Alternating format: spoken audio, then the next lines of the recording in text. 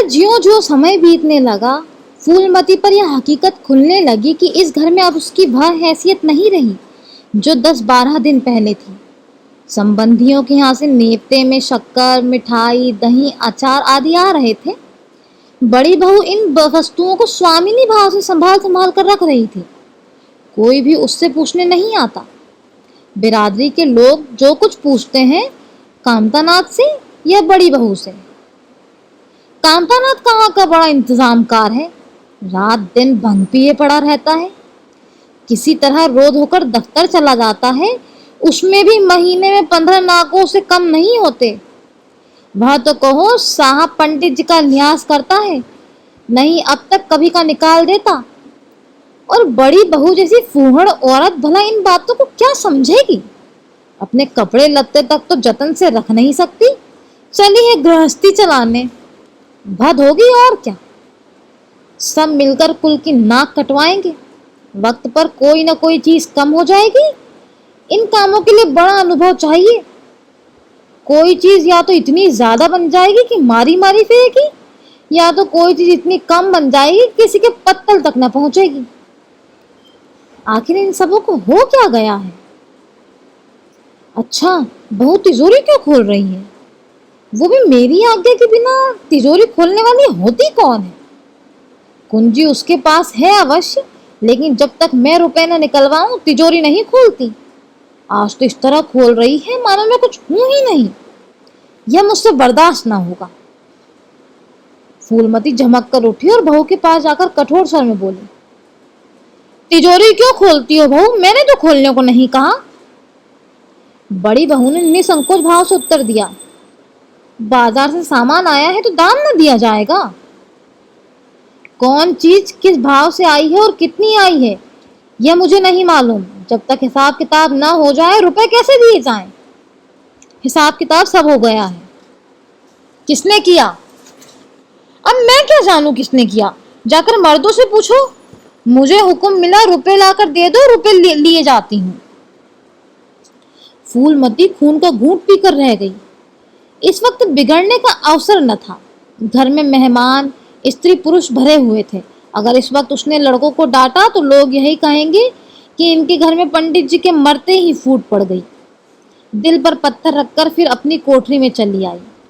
जब मेहमान विदा हो जाएंगे तब वह एक एक की खबर लेगी। तब देखिए कौन उसके सामने आता है और क्या कहता है। इनकी सारी चौकड़ी भुला देगी फूलमती। किंतु कोठरी के एकांत में भी वह निश्चिंत न बैठी थी। सारी परिस्थिति को गिद्ध दृष्टि से देख रही थी। कहाँ सत्कार का कौन सा नियम भंग होता है, कहाँ मर्यादाओं की उपेक्षा की जाती है। भोज आरंभ हो गया। सारी बिरादरी एक साथ पंगतों में बिठा दी गई। आंगन में मुश्किल से 200 आदमी बैठ सकते हैं। ये 500 आदमी इतनी सी जगह में कैसे बैठ जाएंगे। क्या आदमी के ऊपर आदमी बिठाए जाएंगे। 2 पंगतों में लोग बिठाए जाते हैं तो क्या बुराई हो जाती। यही तो होता कि 12 बजे की जगह भोज 2 बजे समाप्त होता। मगर यहाँ तो सबको सोने की जल्दी पड़ी हुई है। किसी तरह यह बला सिर से टले और चैन से सोएं। लोग कितने सट कर बैठे हुए हैं कि किसी को हिलने की भी जगह नहीं है। पत्तल एक पर एक रखे हुए हैं। पूड़ियाँ ठंडी हो गई, लोग गरम गरम मांग रहे हैं। मैदे की पूड़ियाँ ठंडी होकर चिमड़ी हो जाती हैं। अब इन्हें कौन खाएगा। रसोइयों को कढ़ाव पर से न जाने क्यों उठा दिया गया। यही सब बातें नाक कटाने की होती हैं। सहसा शोर मचा, तरकारियों में नमक नहीं। बड़ी बहू जल्दी जल्दी नमक पीसने लगी। फूलमती क्रोध के मारे होठ चबा रही थी और इस अवसर पर मुंह न खोल सकती थी। नमक पिसा और पत्तलों पर डाला गया।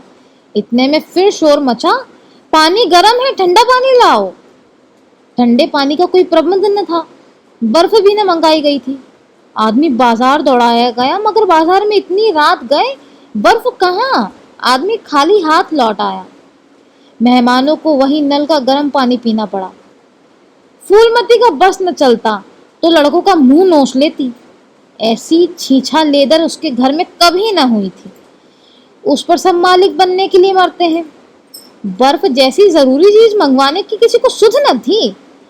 सुधी कहाँ से रहे, जब किसी को गप लड़ाने से फुर्सत मिले तब तो। मेहमान अपने दिल में क्या कहेंगे कि चले हैं बिरादरी को भोज देने और घर में बर्फ तक नहीं।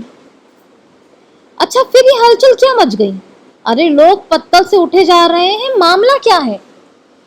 फूलमती उदासीन न रह सकी। कोठरी से निकलकर बरामदे में आई और कामतानाथ से पूछा, क्या बात हो गई लल्ला, लोग उठे क्यों जा रहे हैं? कामता ने कोई जवाब न दिया, वहां से खिसक गया। फूलमती झुंझला कर रह गई। सहसा कहारिन मिल गई। फूलमती ने उससे भी यही प्रश्न किया। मालूम हुआ किसी के शोरबे में मरी हुई चूहिया निकल आई। फूलमती चित्रलिखित सी वहीं खड़ी रह गई।